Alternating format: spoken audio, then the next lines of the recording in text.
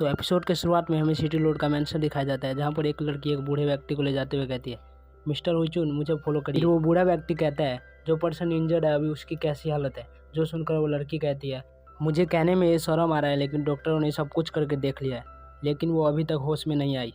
फिर वो डॉक्टर कहता है, मैंने सुना है कि वो फीमेल कल्टिवेटर हेवनली बुक के ओनर की कंपेनियन है। ये सुन के वो लड़की बोलती है, हाँ ये सच है।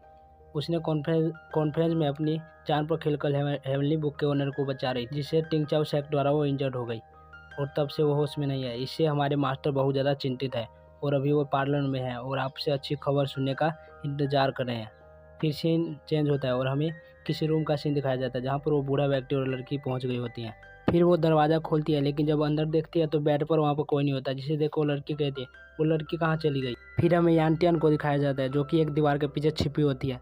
वहीं वो लड़की उस बूढ़े व्यक्ति से कहती है, प्लीज़ सर थोड़ी देर रुक जाइए, मैं उसे अभी ढूंढ के लाती हूँ।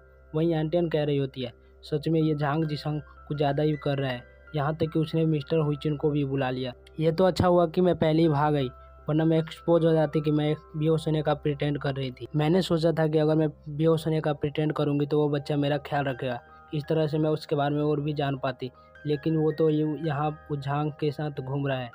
मैं समझ नहीं पा रही, मुझे ऐसी खूबसूरत लड़की को छोड़कर वो उस झांग के साथ क्यों घूम रहा है। फिर वो अपने अरमानों के बीच से तालिस्मान निकालते हुए कहती है, चलो देखते हैं वो मेरे पीठ पीछे क्या साजिश कर रहा है।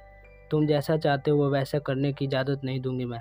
फिर वो तालिस्मान का यूज करके उसके पीछे पीछे जाने लगती है सेन की लोकेशन पर।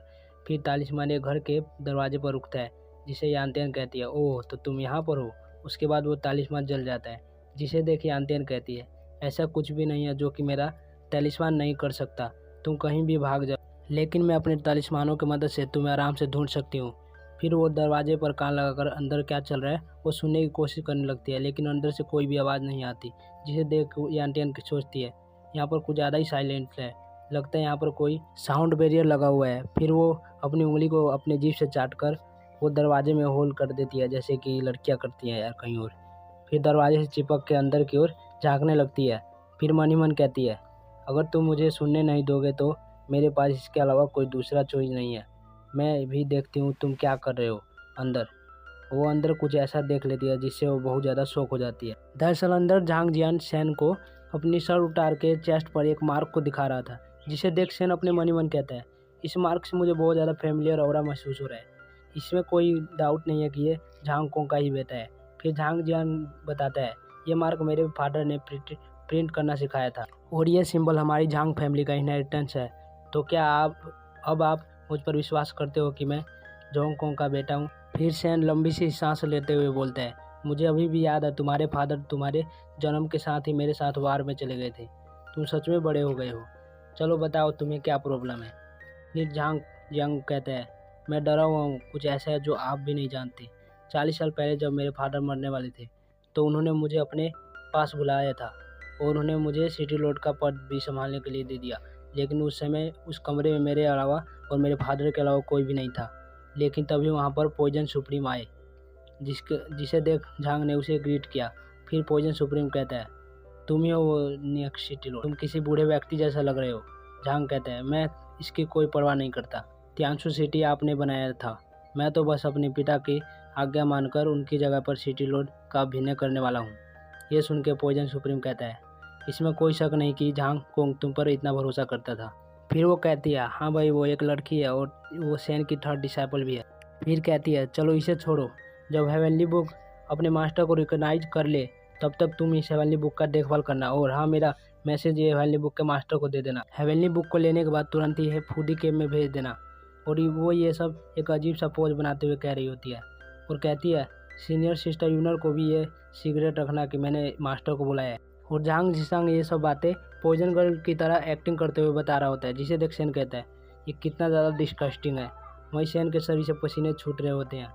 फिर वो कहता है, सेन कहता है, कहीं तुम जिस पॉइजन सुप्रीम की बात कर रहे हो कहीं वो तभी झांग सेन कहता है, आपने सही कहा, वो आपकी थर्ड डिसाइपल लुओयान है। पॉइजन सुप्रीम ने मेनलैंड के साउथर्न पार्ट पर कब्जा कर लिया है और वो इस वर्ल्ड के अधिकतम जगह के ओवरलॉर्ड बन गई है। फिर सेन अपना अजीब सा मुंह बनाते हुए कहता है, मुझे पता ही था, मेरे डिसाइपल एक दूसरे से आगे निकल रहे हैं, यहाँ तक कि थर्ड डिसाइपल जिसका टैलेंट सब में कम है, एक वो भी बिग शॉट बन गई है, लेकिन वो फिर से फुटियान केव में क्यों बुला रही है? फुटियाना केव दरअसल वो जगह है जहाँ पर गोड्स पहले रहते थे और वहाँ वो जगह कल्टीवेशन के लिए सबसे अच्छी जगह है। फिर सोचता है फुटियाना केव वो जगह नहीं है जहाँ पर मेरी थर्ड डिसाइपल जड़ी बूटी उगाया करती थी और उसने मुझे यनर को पता चले बिना वहाँ पर क्यों बुलाया। लेकिन मुझे ये सिगरेट क्यों रखना है? तभी झांग सेन के सामने गो डाउन कर देता है, जिसे देख सेन पूछता है तुम क्या कर रहे हो? फिर झांग कहता है दरअसल मुझे सिटी लॉर्ड नहीं बनना था, लेकिन ये मेरे फादर की आखिरी इच्छा थी कि मैं हेवनली बुक के ओनर को अच्छे से स्वागत करूं। वो हर रोज हार्ट कल्टीवेट करते थे, लेकिन मैंने नहीं सोचा था कि एक दिन वो ज़रूरत से ज़्यादा कर लेंगे। मैं जानता हूं कि मुझे अपने सीनियर से ऐसी छोटी सी बात नहीं बतानी चाहिए, लेकिन मैं आपसे विनती करता हूं कि मेरी मदद करें। और वो ये सब रोते रोते कह रहा होता है। फिर सेन उसके सर पर हाथ रख के कहता है लिटिल झांग, तुम्हारे फादर और मैं एक अच्छे दोस्त हैं, तो मैं इसे कैसे इग्नोर कर सकता हूँ? वो कहाँ पर है अभी? यह सुन के झांग बच्चे की तरफ है फेस बनाते हुए कहता है मेरे फादर अभी कल कुनलुन माउंटेन पर डीप स्लीप में हैं। आप पहले वहाँ चले जाइए जहाँ पोजन सुप्रीम ने बुलाया है। वहीं ये सब देखकर यांटियान को गलत फहमी हो जाती है और वो गुस्सा करते हुए कहती है नहीं नहीं, ये नहीं हो सकता, जरूर कोई गलत फहमी हुई है, मैंने ऐसा कुछ नहीं देखा। फिर यांटियान के हमें नज़र से दिखाया जाता है, उसकी नज़र से तो भाई वो समझ लो सैन का वो बंदा चूस रहा है, जबकि वो तो उसे पैट कर रहा है। वो सोचती है मुझे लगा कि कोई सिगरेट बातें कर रहे होंगे, लेकिन ये तो यहाँ पर ये सब कर रहे हैं। इसी कारण से सैन मेरे साथ कुछ नहीं करना चाहता, क्योंकि उसे मुझ में नहीं बल्कि लड़कों में इंटरेस्ट है। Are you kidding me? ऐसा बोलकर वो दरवाजे को गुस्से में लात मारकर तोड़ देती है और कहती है तुम सालों 2 आदमी होकर ये सब कर रहे हो, आज मैं तुम्हें नहीं छोड़ूंगी। फिर वो गुस्से में उनके पास एक पिल फेंकती है जो कि उनके पास जाकर ब्लास्ट हो जाता है और उस वहाँ पर स्मोक हो जाता है। फिर वो स्मोक से स्टाइल मारकर निकलती है और कहती है ये मैटर नहीं करता कि तुम कितने ज़्यादा पावरफुल हो। अगर तुम मेरे द्वारा बनाए गए नींद के पिल को हल्का सा भी स्मेल लोगे तो गहरी नींद में चले जाओगे। फिर वो ईविल सा फेस बनाकर सेन के पास बढ़ते हुए कहती है एक हैंडसम और मस्कुलर आदमी, आज तो फुल मज़े करूँगी। लेकिन तभी साइड में पड़े हेवनली स्क्रोल खुल जाता है और चमकने लगते हैं, जिसे यांटियान भी नोटिस करती है, जिसे देख हुए कहती है ये क्या है। लेकिन तभी उसमें से बहुत सारी लड़कियां आकर यांटियान को पकड़ के प्लेजर देने लगती हैं, जिसे देख यांटियान कहती है क्या हेवनली बुक में ऐसा भी कुछ है? लेकिन असल में वो सिर्फ इल्यूजन था। दरअसल उसे तो लड़कियों ने नहीं बल्कि उसके हेवनली बुक के रिबन से बांधा हुआ था। वो बोलती है मैं सांस नहीं ले पा रही हूँ। फिर वो अपने आसपास पर्पल कलर के लाइट को घूमते देखती है और हैरान हो जाती है। उसके बाद वो हिप्नोटाइज हो जाती है। उसके बाद हेवनली बुक उसे छोड़ देती है। उसके बाद वो जाकर सेन के ऊपर बैठ जाती है यांटियान और अपने कपड़े हल्के से ऊपर करने लगती है। और तभी सेन अपनी आंखें खोलने लगता है और कहता है अरे मेरा सर बहुत तेज दर्द कर रहा है, लेकिन ये खुशबू तो अल्कोहल की है और मुझे ये सॉफ्ट क्या महसूस हो रहा है। और जैसे ही वो सामने देखता है तो शॉक हो जाता है। यांटियान के अरमान उसके सर पर लटक रहे होते हैं और वो उसके ऊपर लेटी होती है, जिसे देखकर सैन सोचता है ये क्या हो रहा है। फिर वो उसका मुंह पकड़ के दूर हटाते हुए कहता है दूर हट जा मुझसे। वो फिर अपने आप को कहता है शांत हो जा। फिर वो शांत होकर सोचने लगता है कि क्या हुआ था। पहले तो ये गुस्से में दरवाज़ा तोड़ के अंदर आ गई थी और किसी अजीब से चीज़ के बारे में कह रही थी, मेरे सोने के बाद यहाँ कुछ तो हुआ है। फिर यांटियान सैन को टाइटली हक कर लेती है। सैन सोचता है अरे नहीं, ये फिर से शुरू हो गई। वो सैन के गर्दन पकड़ के उस पर किस कर देती है। उसके बाद वो सैन को सूंघने लगती है और सूंघते उसके मेन पार्ट की ओर तरफ चल जाती है।